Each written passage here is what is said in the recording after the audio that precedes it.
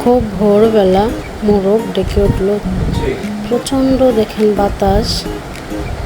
বাতাসে সব কিছু উড়ে যাচ্ছে। এখন এই যে কাপড় নাড়া ছিল বাহিরে, সব কাপড় তুলে সবাই ঘরের ভিতরে ঢুকে যাচ্ছে। প্রচণ্ড বাতাস, আকাশও মেঘলা কালো হয়ে আছে। এর মধ্যে আমরা যাচ্ছি বেগুন খেতে। বেগুন নিয়ে আসে, আজকে যে রুটি বানাবো সাথে বেগুনের তরকারিটা রান্না করব। কত সুন্দর বেগুন খেতে দেখেন, সব খেতে মোটামুটি ভালো বেগুন এসেছে। এই যে মানুষজন দৌড়াদৌড়ি করছে, যেহেতু আকাশটা মেঘলা, প্রচণ্ড বাতাস। এই যে আমিও ঝুড়িতে বেশ কিছু বেগুন নিয়ে নিচ্ছি তরকারি রান্না করার জন্য। ঝুড়ি ভরে ফেলতেছি বেগুন দিয়ে। এই তো এখন এই যে প্রচণ্ড বাতাসে সবাই ঘরে ঢুকে যাচ্ছে।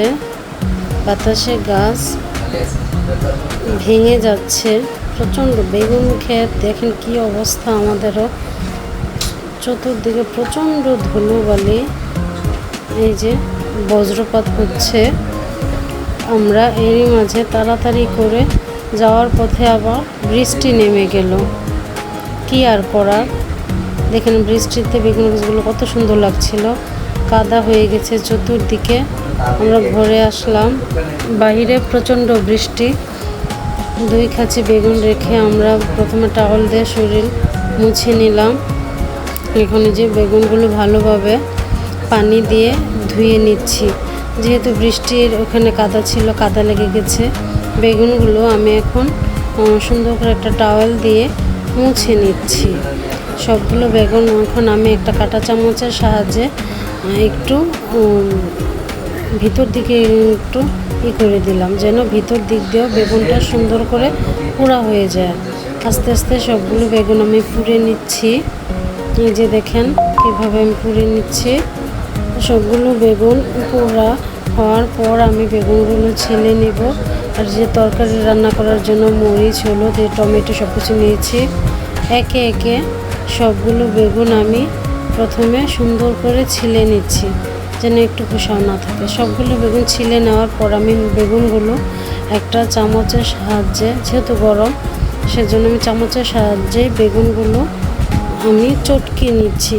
মুরগিগুলোকে খাবার দেওয়া হচ্ছে, পানি দেওয়া হচ্ছে, যেন মুরগিগুলো খাবার খাওয়ার পর পানি খেতে পারে। এই যে দেখেন কাপড়গুলো কি অবস্থা, ভিজেই গেল আমার। এখন আমি পেঁয়াজ কেটে নিচ্ছি, কুচি কুচি করে পেঁয়াজ। এখন টমেটোগুলো আমি সুন্দর করে কেটে নিচ্ছি, স্লাইস করে কেটে নিচ্ছি টমেটোগুলো। আদা, রসুন, পেঁয়াজ, তারপর কাঁচামরিচ সব কিছু আমি একসাথে শিল দিয়ে পিষে নিচ্ছি। গ্রামের লোকজন বৃষ্টির মধ্যে চা খাচ্ছে আর আড্ডা দিচ্ছে সবাই। এই যে দেখেন গ্রামের ছোট ছোট বাচ্চাগুলো কত সুন্দর খেলা করছে। এই যে এখন আমি রান্না শুরু করে দিলাম। সরিষার তেল দিয়ে রান্না করি। তেলটা গরম হওয়ার পর আমি পেঁয়াজ কুচিটা দিয়ে একটু হালকা আমি নেড়ে চেড়ে নিচ্ছি। পেঁয়াজগুলো বাদামি কালার ধারণ করলে সেখানে আমি ওই যে বেগুনগুলো যে চটকে রেখেছিলাম সেগুলি দিয়ে, টমেটো কুচি আমি দিয়ে দিলাম। এখন কাঁচামরিচ বেশ কিছু দিয়ে দিলাম, হলুদের গুঁড়ো দিয়ে দিলাম, এখন লবণ দিয়ে দিলাম স্বাদ মতো। এখন আমি মরিচের আর একটু ঝাল ঝাল হওয়ার জন্য তরকারিটা আমি লবণ দিয়ে ঝাল হওয়ার জন্য আমি মরিচের গুঁড়ো দিয়ে দিলাম। সবশেষে একটু স্মেল হওয়ার জন্য আমি বেশ কিছু ধনেপাতা দিয়ে তরকারিটা আমি একটু নেড়ে চেড়ে দিচ্ছি। দেখেন কত সুন্দর স্মেল এসেছে। এখন আমি একটু বাগারও দিয়ে দিলাম, আবার সরিষা তেল দিয়ে একটু বাগার দিয়ে দিলাম। তরকারিটার স্মেল খুবই ভালো এসেছে।